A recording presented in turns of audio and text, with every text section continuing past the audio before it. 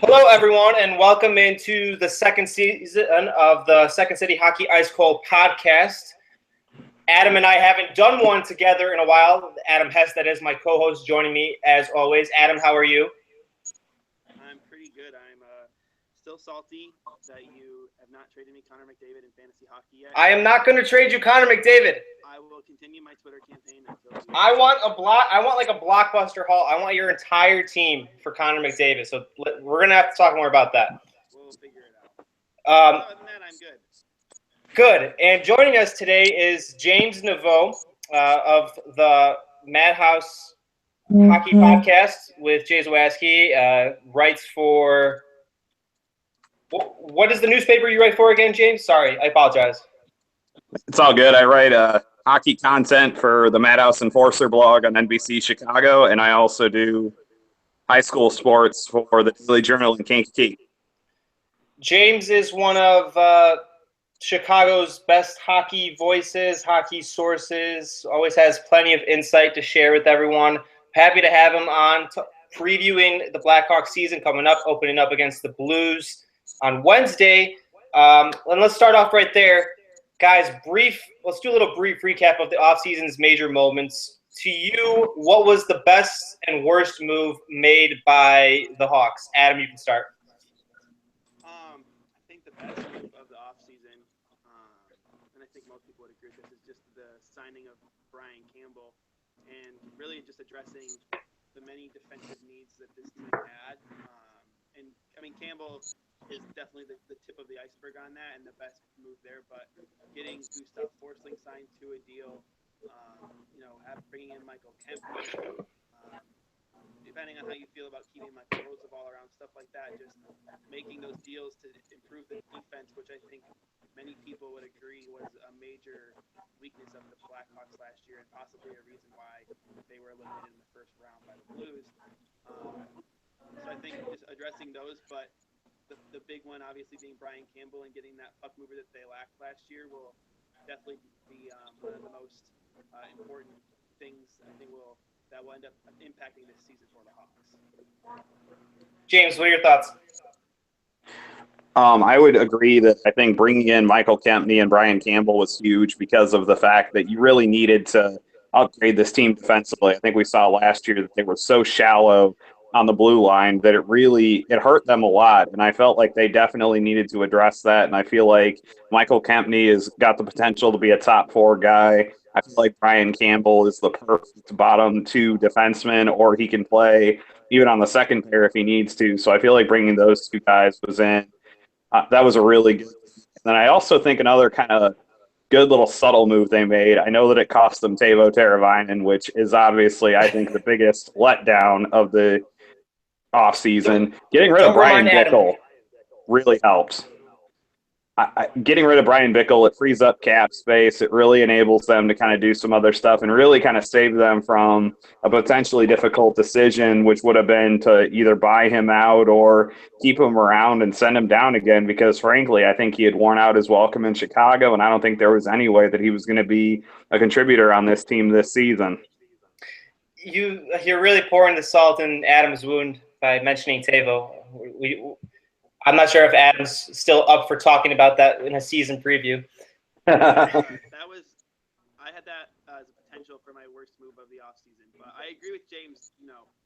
The trading Teuvo part of it is probably maybe the worst outcome from the offseason because you lose such a talented young player. But getting rid of Brian Bickle's contract and that anchor, which would have been $3 million for a guy who would not have been a contributor to this team, is obviously huge. So I do agree with James' assessment there as well. All right, so that was your worst necessarily. Then James, what do you think? Is it not bringing in a forward, something like that? I think failing to land a guy like Jimmy Vesey or Yuri Hudler was kind of a big deal. I know that they do have guys like Nick Schmaltz and Tyler Mott and potentially Alexander 14 that could end up playing top 6 minutes. But I think the really big issue that they have is that they're still pretty thin at the forward position, and there's no guarantee that any of those young guys are going to work out. So I feel like not bringing in like a vet guy like a Yuri Hudler, or maybe even like a younger guy like a Jimmy Vesey who could potentially be a very solid NHL player. I would say that probably not addressing that forward depth was their biggest misstep of the offseason. I feel like they had the cap space for someone like Hoodler, but they're really, we'll get to this later, they're really afraid of losing Panarin. They don't want to leave themselves any room in losing another star player like that, like Saad or Tavo. Otherwise, I mean, I think Hoodler would be a Hawk based off of the minimum deal. I believe like whatever the space the Hawks have, it's like 1.9 million, 2 million. That's kind of what he got in Dallas. I think they kind of held back on that because they are really, really afraid of losing Panarin. Well, I think that's why you agreed to a bunch of one-year contracts with guys. You agreed to a one-year contract with Kempney. You agreed to a one-year contract potentially with Yuri Hudler. If you were going to sign him, if they had gotten Nail Yakupov from the Oilers, he would have been a restricted free agent at the end of the season, and you could have figured something out to do there. I feel like they had already planned to kind of only have like one-year contracts for a bunch of these guys so that they can clear out that kind of cap space to like Artemi Panarin, and I think they're absolutely terrified of having it happen where he ends up like a Brandon Saad, where they just cannot afford to keep him and they have to trade him in the offseason and hope to God that they can get a good haul for him. Adam? Yeah, I agree with that 100%. Because it's when you're not signing any player, like, I mean, even if you go out and just get a guy like a PA Parento, or I mean, some Hawks fans kind of clamored for maybe bringing in Chris Versteeg on like a PT. Not necessarily on board with, but if you bring in some kind of forward that to a cheap 1-year contract or on a professional tryout in camp, that potentially could end up playing, even just middle 6 minutes for you to take a little bit of the load off Patrick Kane and maybe allow you to slide him up into that top line play with Jonathan Toews. And also, you're maybe counting on Marian Hossa having to have a bounce back year after he's been kind of consistently having worse and worse years the past couple seasons.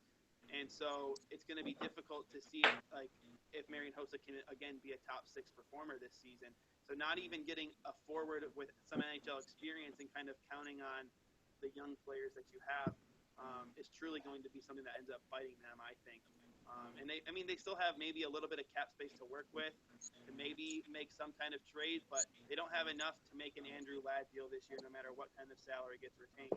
So it's going to be difficult to make something happen that will make a huge impact on this team. All right, I will implore you guys to put on your tinfoil hats. Why didn't the Nail Yakupov deal get done, and as he ultimately ended up in St. Louis, as James mentioned? I think it's very simple. I think what you ended up having was that the St. Louis Blues did not require the Edmonton Oilers to keep any salary, and the Blackhawks wanted them to do that. I feel like that was probably the nail in the coffin of that deal. I also feel like the Edmonton Oilers probably wanted somebody like Trevor Van Riemsdyk. When you look ahead to this season and who the Blackhawks are going to have to expose for the draft, the expansion drafts, I feel like TVR is a very viable candidate to go somewhere because he's virtually one of the only Blackhawks who doesn't have some type of no movement clause or no trade clause, and he doesn't have a huge contract. I feel like he's definitely the biggest candidate to end up getting taken in that, and the Blackhawks know that, and they don't want to expose anybody else to it. So I think those two things, probably balking at a price that would have included Trevor Van Riemsdyk, and the fact that they wanted Edmonton to retain salary and St. Louis didn't, I think those are the two biggest factors in that move. Yeah, I mean, he basically stole my points there, James. I was going to say, the Blackhawks, no one is going to be doing the Blackhawks favors, and so the Blues, got Yakupov for a conditional third-round pick, which could be a second, and a kind of a no-name prospect. As far as I know, I don't know much about the guy, but I just never heard his name before. So I don't anticipate him being any kind of star. But the Blues don't have the track record of success that's going to lead to teams, trying to take a little chip off of them, as we talked about in the past, like when teams, demand that you give up Stephen Johns if you want them to take Patrick Sharp, or demand that you give up Teuvo Teravainen if you want them to take Brian Bickle. They're not going to give you Nail Yakupov and keep half his salary if you're just looking to give up a third-round pick and, a prospect. So it's going to be a little bit more of a hassle to try to make that kind of thing happen. And so obviously it just at the end of the day, Yakupov would have been a huge question mark coming in here, so I don't think it necessarily hurts them all that much. But it still would have been someone that could have been a solution to putting in the middle six, and eating those minutes and being productive. And him being surrounded by the talent the Hawks have could have been a good fit for him in terms of making sure that he could develop a little more into that player that we saw as a number 1 overall pick a few years ago. Adam, you didn't make a pun about that? Come on, man. It was. I would say that demanding that they retain salary was definitely the nail in the coffin. Thank you. Oh. There you go. Thank you. Okay, so I think this is the obvious answer. What player from last season will the Hawks miss the most? Adam, sorry again. I mean, it's obviously going to be Tavo. He's a top 6 player to me. They're going to struggle. That's their biggest weakness. They're forwards right now, and Tavo might likely flourish in Carolina in a bigger role.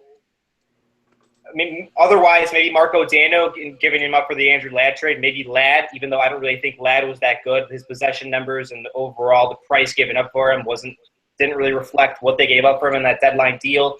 But it's clearly Tavo. What do you guys think?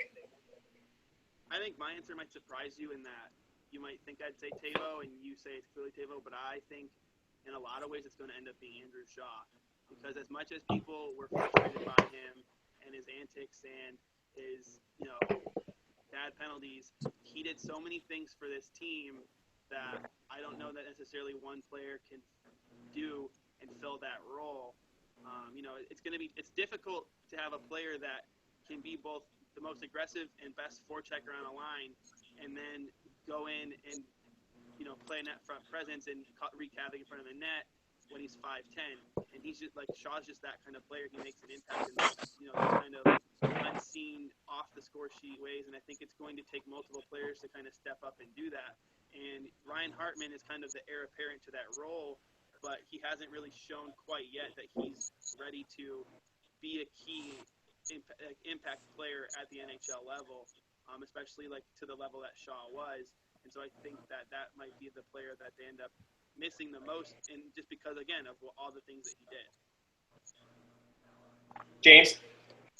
As much as I hate to agree with that, I actually do. I do feel like Andrew Shaw is going to be missed quite a bit by the Blackhawks. I feel like they let him go knowing that they had guys in the system who could potentially replace him, like your Mark McNeils or your Ryan Hartmans, but I don't know for sure if either of those guys are going to be able to do all of the little things that Andrew Shaw was able to do. Yeah, he picked up a lot of very ill-advised penalties. Yeah, he did a lot of silly things when he was on the ice, but he also was one of your most versatile forwards who could play both wing and center, albeit he wasn't the greatest face-off guy, but he could still play center, and I feel like that's not something that you find every day, and I think price tag the Blackhawks were able to get in that trade with Montreal is proof of how other teams look at him and value him. And while I really do think the Hawks are going to miss Tavo, while I really do think that Tavo has the potential to be a top 6 winger and a very good one, I feel like the contributions that Andrew Shaw made to this team in multiple areas, I feel like are going to be missed quite a bit.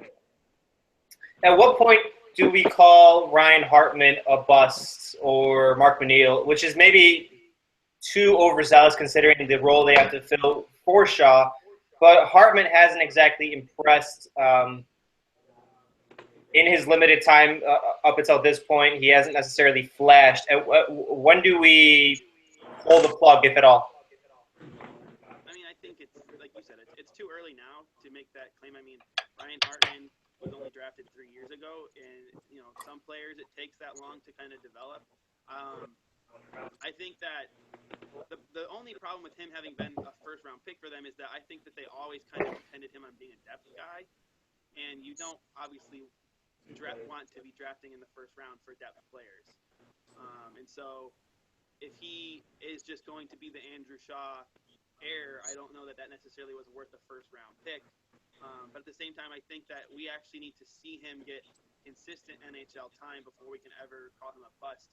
And And same thing with Mark McNeil. I wrote this just this week. I think it's time for Mark McNeil to just kind of get a shot, and for the Blackhawks to say, all right, it's time for you to sink or swim, bud. Like, you need to get in this. We're going to let you get in this lineup, and you need to either show that you can do this, or we're going to cut the cord. Because he's only gotten one game in the NHL since being drafted in 2011. It's time now. Like, they need to either let him be a contributor or move on, and just if they expose him to waivers, I think that is going to be the move on if they don't want him to be on this roster early on. But players like that, I just think it's still too early to call them busts. You need to kind of give them a shot at the NHL level before you can finally decide, oh, they don't have what it takes, and we need to move on from these guys. James? I definitely agree that it's too early to really classify either of those guys as a bust. But from what I've seen in the preseason, I just don't see a lot of development in what the Blackhawks want Mark McNeil to do. I feel like he has had an opportunity to really showcase his stuff during the preseason and during practices, and I just frankly haven't seen it yet. So I think my patience with him and my willingness to kind of give him the benefit of the doubt is a little bit shorter than some people's is. I still think that Ryan Hartman has some potential, and I've seen some flashes during the preseason. But, I mean, look at it this way. The Blackhawks are really giving these young guys a chance to make an impact in this lineup, and we're going to find out pretty quickly whether or not these guys can handle the NHL responsibilities that the Blackhawks want to give them. And I'm willing to say after 5, 10, 15 games, I think it's very possible that we could know whether or not these guys are going to fit into the system that the Blackhawks want them to fit into. Or whether Q will have enough patience to last 15 games with all these young guys. I mean, well, the problem is Q doesn't really have a ton of choice, does he? Yeah, it's not like there's veterans floating around that they can just plug in. There really aren't. He kind of has to do it. I'm just waiting for the Brandon Mashinter and Jordan Tutu games scratching other guys, skilled guys, and Hartman, McNeil, or Schmaltz. I mean, it's inevitable, but I agree with your point. I'm just saying Q has built up skepticism in me over the years, obviously. At this point, he's finally at an impasse, which is a good thing, technically. Which new player will be the most impactful, guys? I think it's probably going to be I don't know. It's probably going to be one of the defensemen. I would say the safe bet's Campbell, but I've really liked what I've seen thus far from Gustav Forsling, and he's showing a lot of skill and potential, and I think that he could end up being a surprise major contributor this year, and maybe even find himself as on the second pair at certain times, and maybe be a regular by the end of the year. Adam, I saw you mention that he could be not necessarily as good as Keith, because that's a really impressive resume, but you compared him to that on Twitter. You think he has a really high ceiling. What makes you say that? Go a little more elaborate on that, because that made me curious. I mean, from what I've seen from him in the preseason, it's, that's the kind of the gist of what I've seen, but from what I've heard about him, looking at the way he skates, the vision that he has, his passing ability, the way that he creates plays, and how defensively responsible he is. He's not, he's definitely not at a Duncan Keith level yet. And I don't even think that at this time he's necessarily a comparable player. But I think that he has the offensive skill set to be a player that can contribute and, be an impact and a leader on a defensive team. So maybe I was being a little generous by saying a Duncan Keith-esque player, but I think he has top pair potential. And I think one of responded and said maybe he's more of like a better Nick Leddy, which I think is a fine comparison. If he can be a Nick Leddy type with that offensive game, but still contributing defensively and controlling play, making plays, skating well, that's going to be important for the Hawks, especially because, again, last year they missed that big time, and it's going to be important for them to have multiple players like that in the system. And with Forsling being so young, and with the NHL kind of moving towards that kind of defenseman, there's a lot of potential for him to be impactful for this team in the future. James? I would say that Gustav Forsling has the potential to be a very good defenseman for the Blackhawks. I don't know if he quite hits his ceiling in his first year. I don't think we can really expect that. I think it's going to take a little bit of time for him to develop. So I'm going to end up going with a forward Actually, I'm going to go with Nick Schmaltz because I really do feel like he's going to get a really good opportunity in the top six. And I feel like he's going to get a chance to showcase his skills. And I feel like he's got the playmaking ability, he's got the passing, he's got the confidence that I really do feel like he can make a significant impact on this team early on. And are going to give other guys like Tyler Mott and Richard Ponick a shot. But I think ultimately what they're going to keep coming back to is that Nick Schmaltz has a lot of polish, he's got a lot of flair, and he's got a lot of confidence. And I feel like all three of those things are what the top six needs. And I feel like he's going to get a lot of opportunities to prove that he belongs. I'll go the other way, or the obvious way, like that you guys mentioned earlier. Brian Campbell, I think Adam was mentioning a little bit, the defense, again, was a huge issue for them last year. And Blackhawks rely a lot on their defensemen to pitch into play offensively, and it'll be a stabilizing factor for them. Maybe I'm not sure if the Blackhawks are clearly not the same juggernaut cup contender, but it brings them. They'd rather have a stable defense than 5 or 6 forwards they can rely on right now reliably without the young guys blossoming. So Campbell, in that respect, is the perfect guy. Even if he's 37 years old, I think he has 1 year or 2 left in the tank, which is coincides with this deal. Let's move on. Okay, so on an overall perspective, what can we expect from the young guys, mostly the young guys and the young players in this team? How will this ultimately wrap up at the end of the year? Who's going to have the best season? Maybe not the most impact, but who will have the best statistical season by any respect? I mean, that's really confusing, but I think, on a whole, I think that we can expect the young players such as Tyler Mott, Nick Schmaltz, Gustav Forsling, Ryan Hartman. Those guys are obviously going to have to be impact players for this team because especially the forwards, they're going to need young forwards to step up and make an impact this season. If those players cannot do that, the Blackhawks will have a rough go of it this year. I do think that the Hawks have a group of players that will be able to do it. Tyler Mott has shown some impressiveness, impressive skill during this during this preseason. Nick Schmaltz, as James said, kind of checks all the boxes of a good young elite prospect that can be a top 6 player just this year. I already talked about Gustav Forsling and what I think he can bring, even though that is on the back end. So these players are going to need to step up, and I think to answer the question of who has the best year, I think it's going to be Nick Schmaltz among all the young players, as James said before. However, the reason I kind of think that Forsling might be more impactful overall is just that the Blackhawks need what he brings to the table on the back end. James?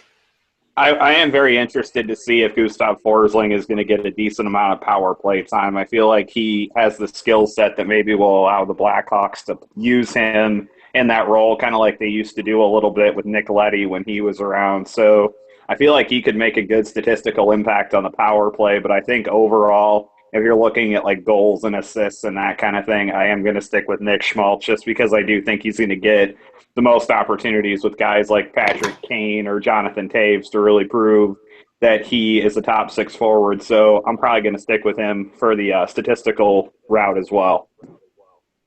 All right. Can we realistically expect Kane and Panarin to light the league on fire as they did last year, put up similar stats, especially if they're a one-line team at large portions of the year like they were last season? Guys? I think I was talking to Chicagoland Sports Radio about Patrick Kane's season and what kind of to expect, and I think it's reasonable to expect kind of a point per game pace from him again, and for him to be, if not the best player, at least one of the 5 best players in the NHL again this year. But I think if you are expecting him to put up 106 points again this year, you're going to be disappointed, and you're going to think Patrick Kane's having a bad year when he still could end up putting up 80 points which is elite in this day and age of the NFL or NHL. Wow. Wow. Dude. All right. I got the Packers game on, so that's why Fair enough. Fair enough. The issue came in there. But in today's NHL, 80 points, even 65 points is kind of an elite forward, and I think Patrick Kane will have no problem hitting that kind of number if he stays healthy.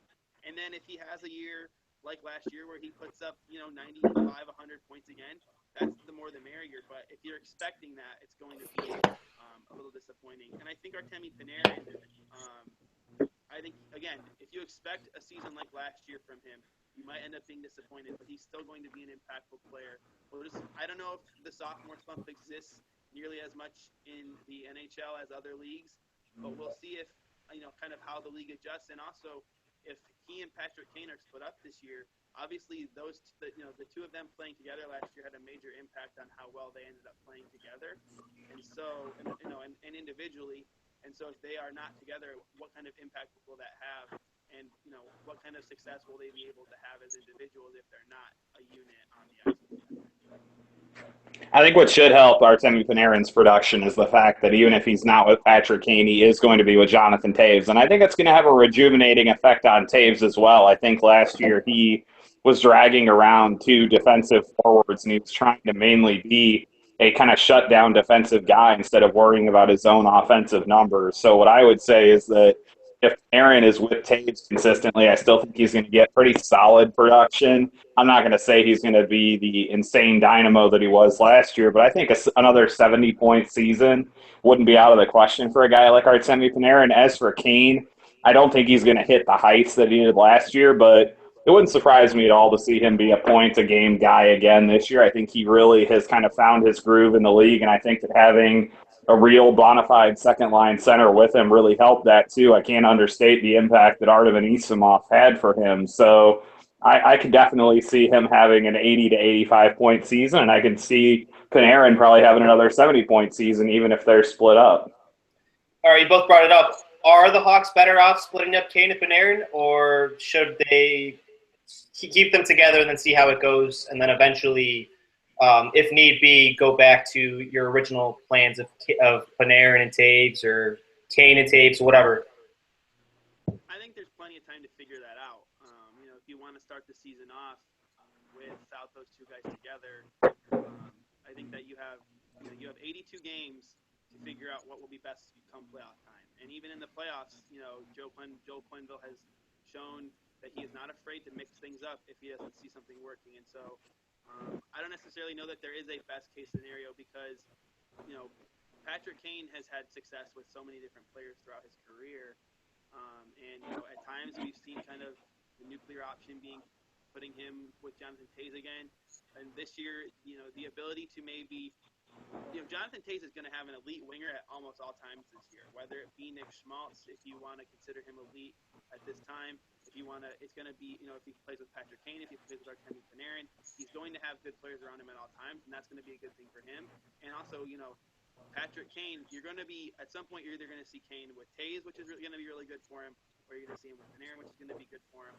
And even if he's not with, if he's with neither one of those guys, because Panarin and Toews are together, and he's still with Anisimov, that means he might have Nick Schmaltz on the other side. So I think that in the top six, there's a lot of room to mix up and still have successful, still be successful and have good lines. But the bottom six is where they might, is where the depth is going to hurt them, and that's where you need to kind of see more young players step up. That, I think, is going to be the big key for Quenneville. He's not going to put Kane and Panarin back together. If those young guys are struggling, he has to find a way for the top two lines to be kind of close in terms of production. I don't think you can have what you did last year where all your production is coming from one line, because I feel like that's a recipe for disaster in this league. You have to have scoring spread throughout your lineup so that teams who have a good shutdown pairing on defense or have a particularly good checking line, in their forward group, I feel like you have to have your scorers at least split up a little bit. And I feel like we've seen that with other teams in the past when the Red Wings used to split up Pavel Datsyuk and Henrik Zetterberg, by way of example. They did that so that you couldn't throw all of your defensive assets at one line. They wanted to make sure that they could dictate at least sort of the matchup, even if they were on the road and they didn't get the benefit of last change. I feel like the Blackhawks are at their best when they're able to kind of split the scoring up among multiple lines. And so I feel like if they do have any of those young guys hit, a lot of ability to keep Panarin and Kane separate and really help this offense to be more consistent throughout the lineup. Okay, guys. Do we expect a bounce back year for Hossa or a relative bounce back year? In 2015, he only had 33 points, didn't score 20 goals, only 13, was injured at intermittent points in the regular season. He's on goal for 99. We can make this a relative question based off of what we think is a bounce back year for a 37-year-old player. I think it depends. As I said earlier, he's kind of been slowly declining, which is unfortunate because he's one of the most fun players to watch. I think the big tell for me is that I was looking at I was just trying to look at his stats and see like if there was maybe an explanation. And his shooting percentage has gone down every year since 2012-13, which he shot like 14% that year, which was like one of his like 3 best years of his career. And since then, he's just gone down every year, and he's gone back-to-back career low seasons. And he's never been below 10, but in 2014-15, he was at like 9 something, and last year he was at 6 something. So his shooting percentage has consistently gone down, which to me kind of says that either he's getting less quality chances and not necessarily creating the space for himself as he used to, which is natural because as you're getting older, you're not necessarily going to have the same kind of speed. But I think Hossa will respond this year. I think it's going to depend on what you mean by a bounce back. I think at this point in time, even with as much money as he makes, a bounce back year would just be if he can put up 35 or 40 points, because he doesn't have to be a top line option for this team anymore, which is very good for him. And if we see him play on the third line with Marcus Kruger and he can provide 40 points, 45 points, and bounce back in that way, that would be a huge help for the Hawks. So I don't necessarily think he needs to bounce back, but I think we'll see him have at least a similar season to last year, which will be fine with where he is at his career. I just think as he gets older, he's focusing more and more on being a defensive guy, and I feel like that's totally fine. It's something that he's good at, and it's not something that you need an overabundance of speed or athleticism to do. So I'm not tremendously worried about his production if he's going to be down on the third line with Marcus Kruger.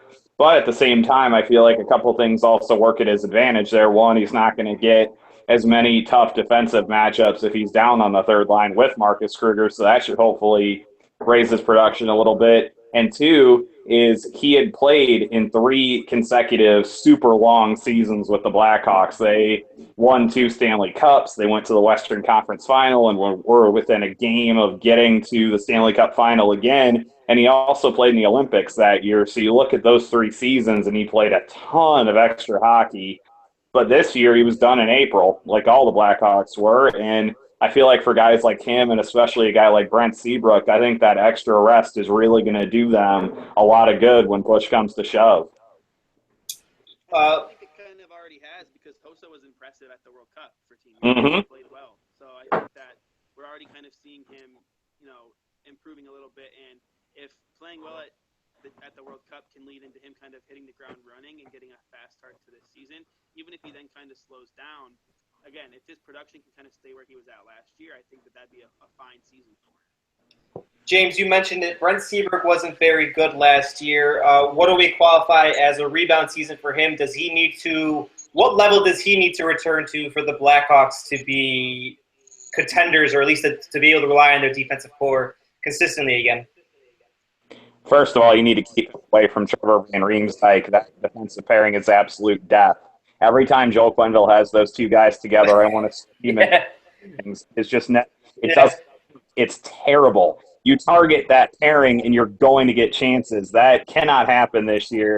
I would much rather see him with a guy like a Brian Campbell or a Michael Kempney. I feel like either of those guys would be great with Brent Seabrook, and I feel like he just if that's the case, if he stays away from Trevor Van Riemsdyk, I think he can still easily be a top 4 defenseman. He can even occasionally play like a top 2 defenseman. And I feel like that really, between that and having the rest that he had this offseason, I feel like it'd be pretty easy for Brent Seabrook to have a bounce back year because I still think he's a quality defenseman, even with the way he played a season ago.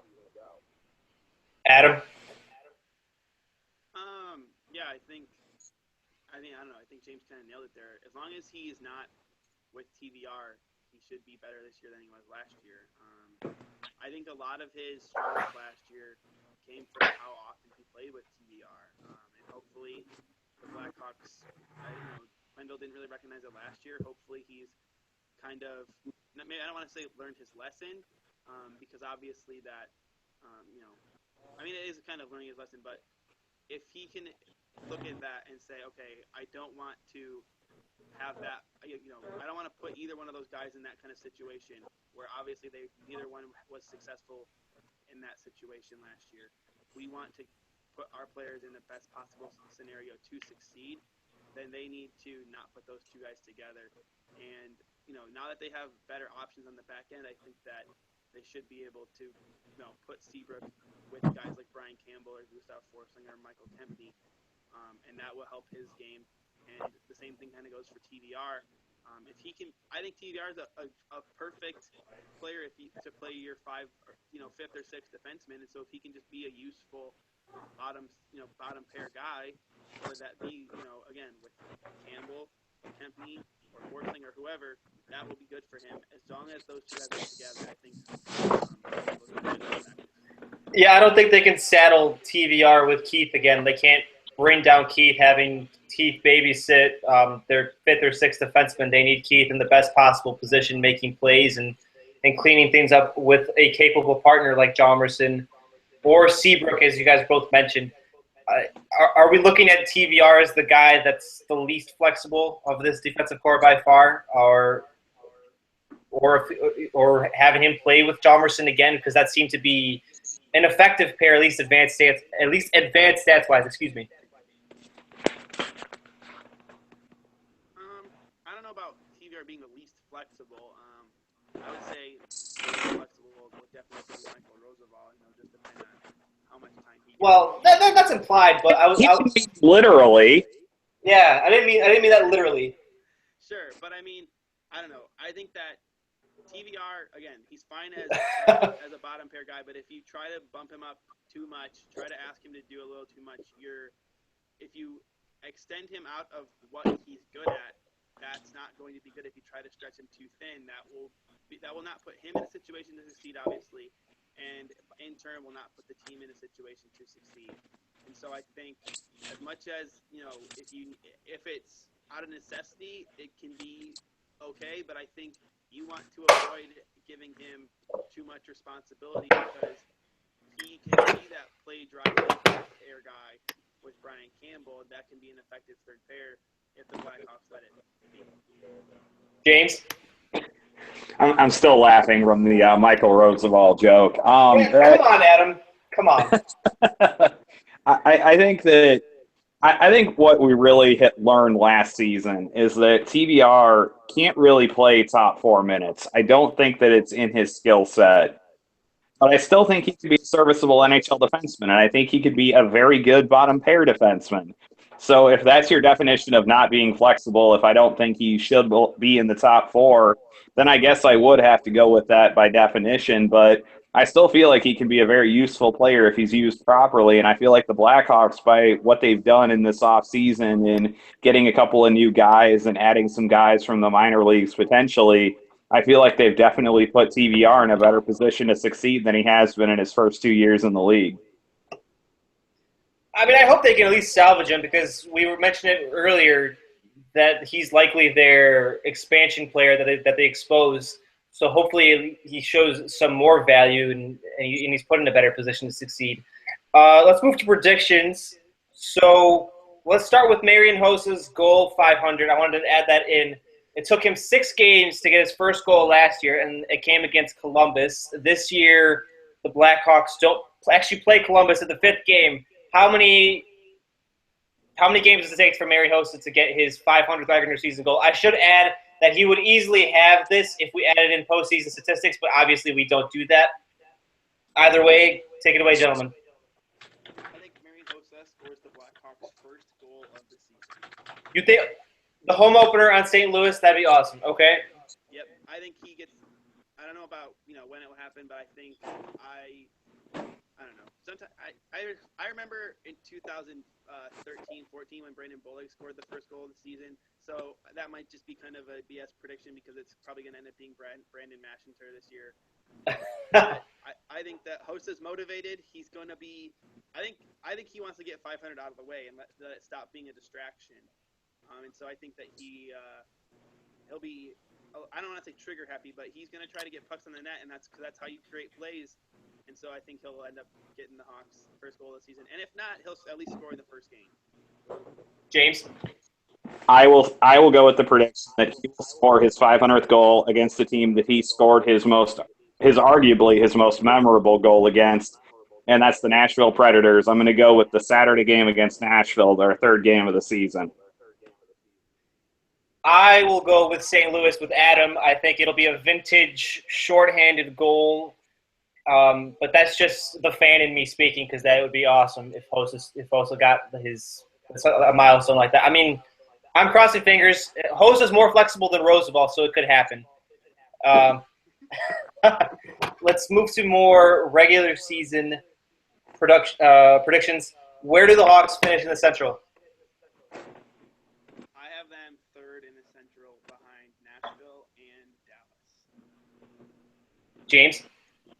I have not filled my predictions out yet, but I am leaning toward having them in third as well. I think that Nashville is one of the best teams in the entire league, winning the division. I think Dallas will be right on their heels. I like what they've done this offseason as well. And I even think the St. Louis Blues got markedly worse during the offseason, and now they're not going to have Jake Allen for at least a little while. So I definitely would argue that St. Louis is probably the fourth best team in the division, and they may slip as far down as fifth depending on how things go for them health-wise. So I'm picking the Blackhawks third, and I'm picking the Blues to not be particularly close to the Hawks. I don't think particularly high of this Blackhawks team, but I do think they're the second best team in this division to Nashville. So I just think the defense will revitalize them. I mean, their cup prospects will rest on their young guys, but overall, I think you can rely on them more than Dallas and St. Louis. Like James, you said, St. Louis got much worse, traded away a pretty good goalie, lost some guys they used to rely on, but Nashville's the clear favorite. How many points do the Blackhawks end up with? A guess. Ooh. It's hard to guess point totals, and that's kind of why I put this in our rundown, because it's just kind of fun to kind of just guess it. I think that this team could potentially put up 100 points, but I think that would be a generous guess. I think if the Pacific Division is still not all that great. I mean, even the Kings don't look all that impressive to me this year. It's going to come down to how well they can play against that Pacific Division, because we'll play a lot of games against them. So 100 points is not out of the question, but I think somewhere between 95 and 100 is my best guess. So I'll go with 98. Okay, James. Well, since he won't go above 100, I'm going to go ahead and do him one better. I was thinking 101 the entire time. I feel like they're going to benefit, like you said, from the Pacific Division not being very good. I feel like the Pacific is going to be lucky to have 3 playoff teams. They'll probably only realistically deserve 2, but I'm going to go with 101 points for the Hawks this year. I'll stick with 104. Again, I am a blind man. I accept that. I think Nashville will have 110. I don't think you guys would disagree there. Nope. Nashville could very well win the President's Trophy. Just depending on how well Pecorino plays. If he can be league average, if he can just be average, they can win the President's Trophy. That's probably their only weakness. That's the only thing that could set them back. But, yeah. Okay, so how far, ultimately, where is the season end for the Blackhawks? Where do they finish in the playoffs? I have have them bowing out in the second round to the Predators. I also have them bowing out in the second round. I think they can beat Dallas, but I do not see them beating Nashville in a 7-game series. Yeah, as much as I am a blind man, I'll also be honest. They will not beat Nashville in a 7-game series again. But this depends. I'll be a little more positive. This depends on how these young guys develop. I mean, if Tyler Mott and Nick Schmaltz are better than advertised, which is again we don't know, then I could see that being a 6 or 7-game series. But at this stage, there's too many unknowns with the Blackhawks to really bet anything on them on beating the likely Cup favorite. Okay, since we're basically finished with that, just a random.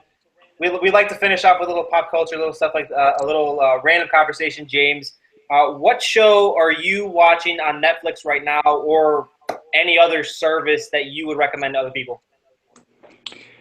Well, I generally tend to be amped up about the baseball playoffs, especially when the Cubs are on TV. So I like to have a nice little wind down show to watch.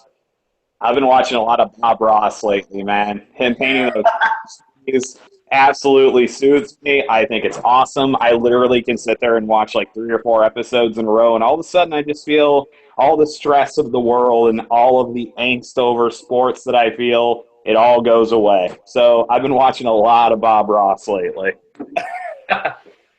Adam, what are you gracing us with? So I've been. This is actually a hard question for me. One of the reasons I actually put it in the rundown was because I need new Netflix shows because my Netflix show got just taken off on October 1st, which was Psych. I watched that all the time, and it's just a really good show. If you've never watched it, it's good. Find a way to watch it. But right now I'm watching Luke Cage, which is pretty good. Definitely not as good as Daredevil, and I don't think it's as good as Jessica Jones, but it's interesting.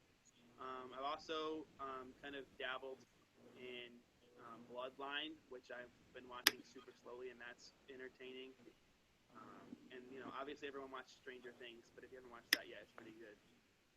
But yeah, I think another show that I'm watching on TV quite a lot that I think is good is Suits, which is on USA Network, and also Designated Survivor on ABC, which has Kiefer Sutherland in it, has been pretty good so far. I like that. So yeah, those aren't really on Netflix, but those are just on television.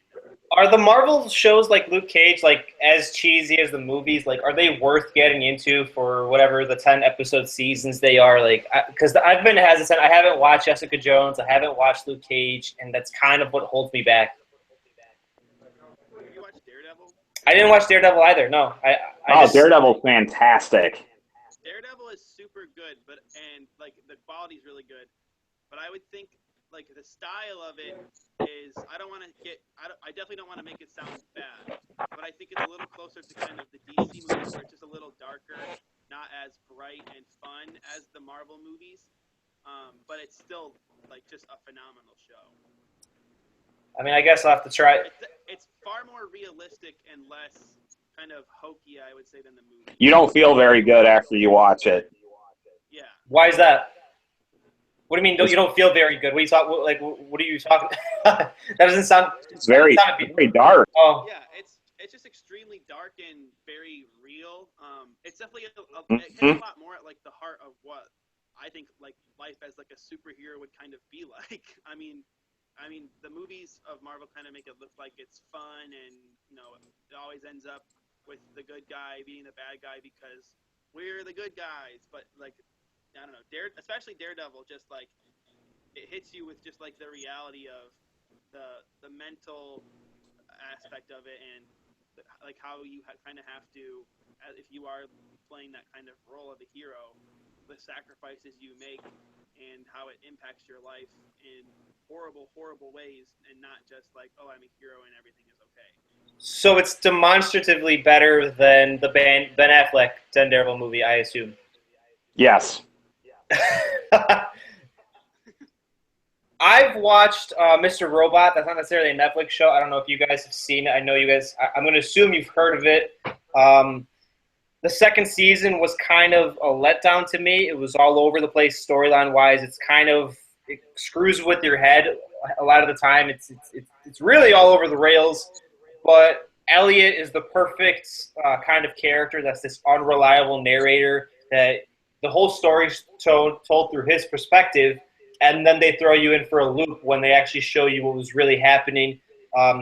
Just a little background: he's this hacker that basically starts the financial collapse and like the revolution of the United States or even the world. He collapses the whole thing, and it's basically his entire backstory and his entire troubled childhood. And it sounds overly complicated, which is obviously why I'm saying they lost their focus in the second season, but I would still recommend it. Hopefully they get it back on rails. I mean, it's people were talking about this like as the new Breaking Bad in terms of success, and again, I have to see how they rebound because I was turned off by it, but it's still a really good show to see. I'm not sure if you guys know what I'm talking about.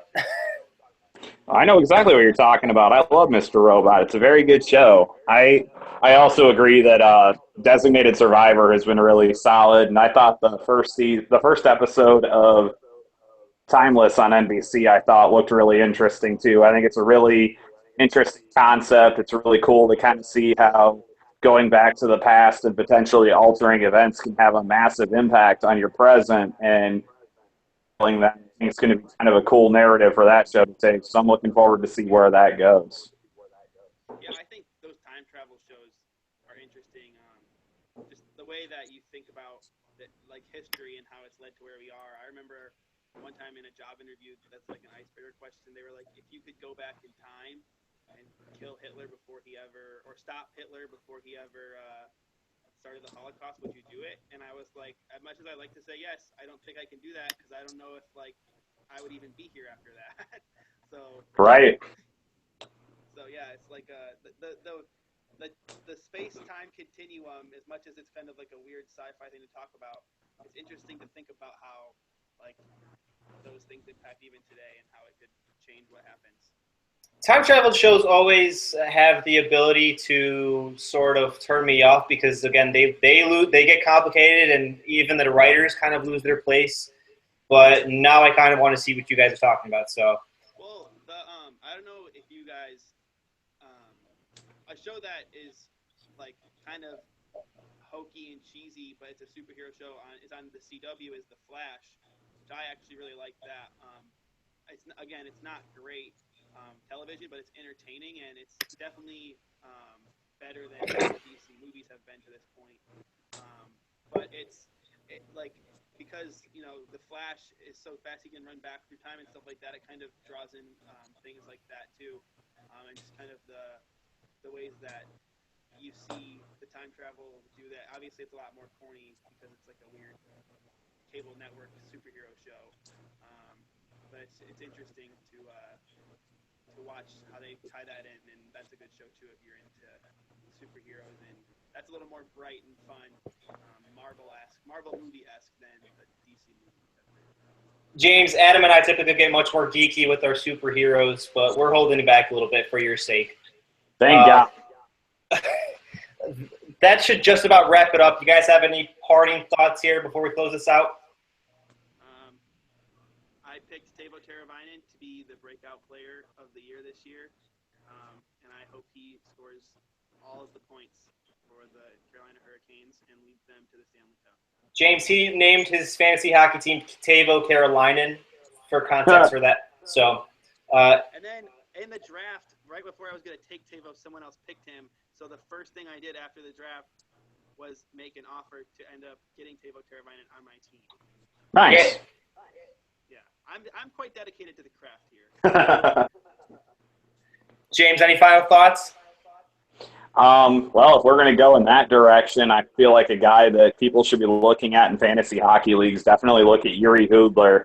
Sounds like he's going to get to play with Patrick Sharp in Dallas, probably going to get some time with Tyler Seguin or Jason Spezza too. So if you're looking for a late-round steal that could potentially get you a lot of good upside, and he's got multiple position availability in Yahoo leagues, I definitely would say go with Yuri Hudler. Outside of that, I am going to go ahead and boldly predict tonight that the Cubs somehow manage to beat Madison Bumgarner tomorrow. Oh, okay. I don't know why I feel that way, but I just feel like the way the team has been playing, I feel like he's just due. I feel like he's due for just even the slightest hiccup. It's only going to be a run or two. It's very good, but I definitely think that Jake Arrieta is going to go out there with something to prove, and I'm going to go ahead and predict that the Cubs can finish the series off tomorrow night. So, okay, I just want because I think the Cubs win tomorrow too, but I don't know if they necessarily beat Bumgarner in the process. Like he takes the loss. Is that what you're predicting here? Is that Bumgarner's a losing pitcher tomorrow? You know what? Go big or go home. Sure, that's exactly what I'm saying. Okay. Okay, I like it. I like the confidence. That is very bold. I'm a White Sox fan, but I'm aboard the Cubs bandwagon this year. I'm watching all the games. I was listening to the score the other day, and Jason Goff made a good point where the Cubs' success is good for all sports teams in Chicago because high tide raises all ships. So even the Cubs being bad, or the Bears who are horrible, can be benefited by the Cubs.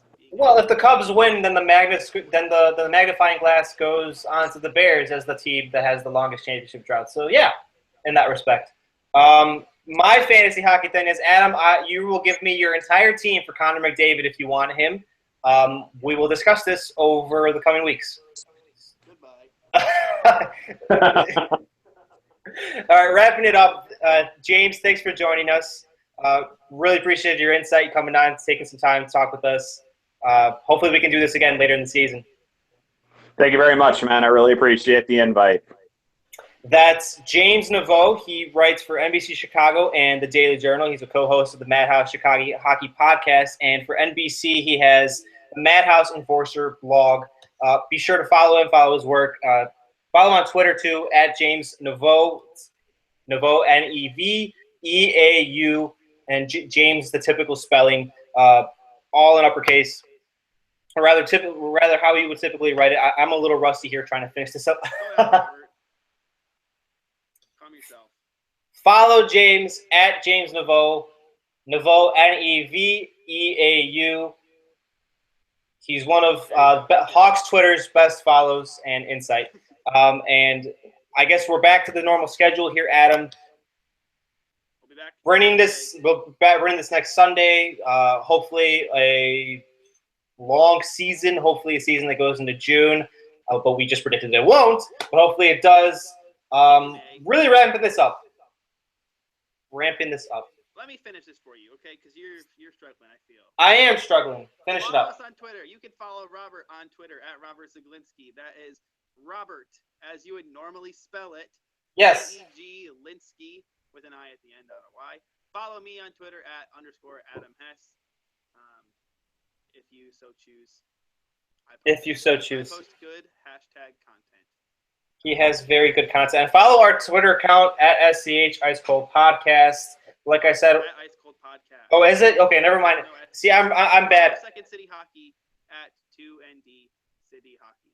We're gonna have a fun season, a fun 2016 season. Everyone, join us, please. Well, not please, but if you so choose, as Adam said. For Adam, signing off. Stay classy, everyone.